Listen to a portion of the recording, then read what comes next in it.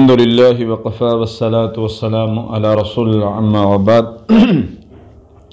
ایک مسئلہ جو عموماً لوگوں کے ساتھ بہت پیش آتا ہے اور اس پر بڑے سوال ہوتے ہیں۔ مجھے ریسنٹلی کوئی سوال اس قسم کا آیا تو میں نے سوچا اس پر میں بات کروں کہ جی ہمارے گھر کے آگے جب ہم صبح اٹھتے ہیں تو انڈا پڑا ہوتا ہے یا دال پڑی ہوتی ہے یا پانی پڑا ہوتا ہے، تو جب ہم اس کے اوپر سے گزر جاتے ہیں تو ہمیں یہ مسائل بن جاتے ہیں۔ اس کا کیا حل ہے اور اس کام کو کیسے روکا جائے؟ دیکھیں جی، میں ایک مثال دیا کرتا ہوں کہ ایک بندہ ہے، وہ اپنے گھر کو بند کر کے اگر محفوظ ہے، باہر سے اس کا دشمن کوئی پتھر مارتا ہے، کوئی چیز چلاتا ہے، کوئی نقصان دینے والی چیز اس پر حملہ کرتا ہے، کرنے کی کوشش کرتا ہے۔ اب یہ بندہ اگر گھر میں محفوظ ہے، اپنے آپ کو اس نے گھر میں بند کر رکھا ہے، تو اس پر کوئی ٹینشن والی بات نہیں، باہر سے کوئی پتھر مارتا رہے۔ لیکن جب یہ بندہ دیکھنے کے لیے باہر جائے گا یا نکلے گا کہ کون مجھے نقصان پہنچانے کی کوشش کر رہا ہے، تو پھر پوسیبل ہے کہ وہ بندہ اس کو نقصان پہنچا دے۔ اسی اصول کو دیکھتے ہوئے ہم روحانی مسائل کو دیکھتے ہیں کہ اگر کسی نے آپ کے گھر کے آگے دال پھینکی ہے، انڈا پھینکا ہے، کچھ بھی عمل کیا ہے، زیادہ تر عموماً کیسز میں یہ ان کو لیے مقصود ہوتا ہے کہ بندہ باہر نکلے اور اس کے اوپر سے گزرے اور اس پر جادو ہو جائے۔ ہمارے سامنے بہت سارے ایسے کیسز آ چکے ہیں۔ اچھا جی، اب گھر والا سوچتا ہے کہ اب اس کا حل کیا ہے؟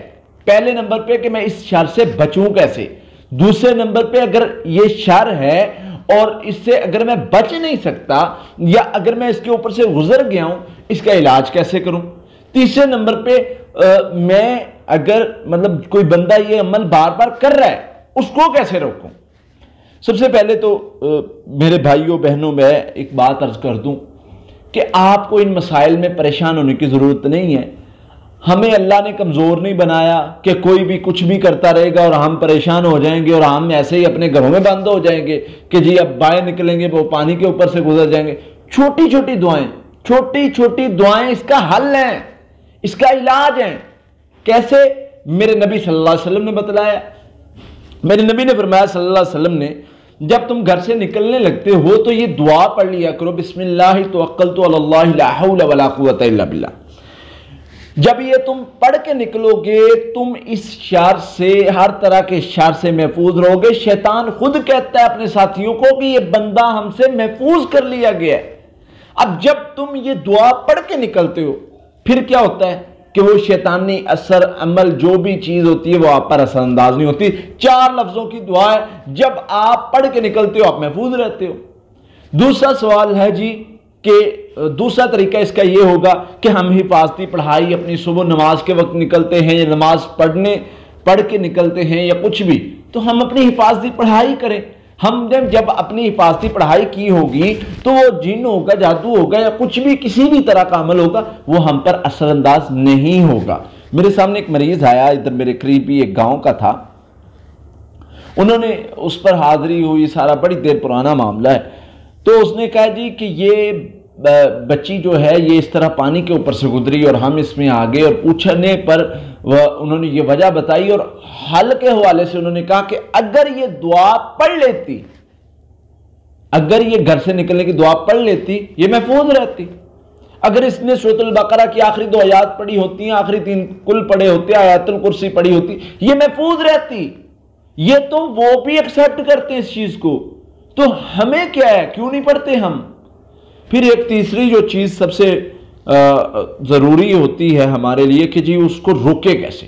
فلاں بندہ ہے وہ پانی گرا جاتا ہے، دال گرا جاتا ہے، انڈا گرا جاتا ہے، کچھ بھی گرا جاتا ہے، اس کو روکے کیسے؟ میرے بھائی، ہمیں اس طرف نہیں محنت کرنی جس کا فائدہ نہ ہو، ہمیں وہ کام کرنا ہے جس کا فائدہ ہو۔ مثلا ہم اپنے آپ کو محفوظ رکھیں گے، ہم خود وہ پڑھائی کرتے رہیں گے جس سے فائدہ ہو، جس سے ہم محفوظ رہیں۔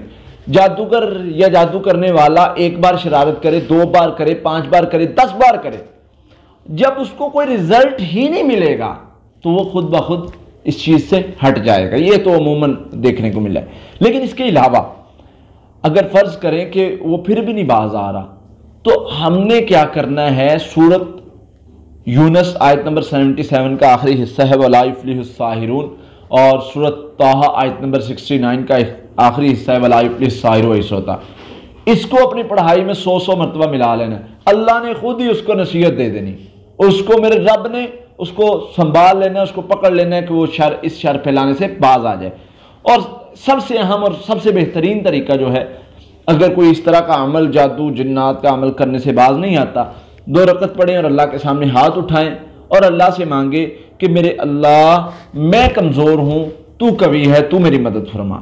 تو جب بندہ کہتا ہے اپنے رب سے کہ میرے مالک میں کمزور ہوں، تو قوی ہے، تو میرا مالک اس بندے کی مدد بھی کرتا ہے اور اس کو اس شر سے محفوظ بھی رکھتا ہے۔ تو اس لیے یہ چند ایک باتیں ہیں، ان پر انشاءاللہ عمل کریں، بہت فائدہ ہوگا۔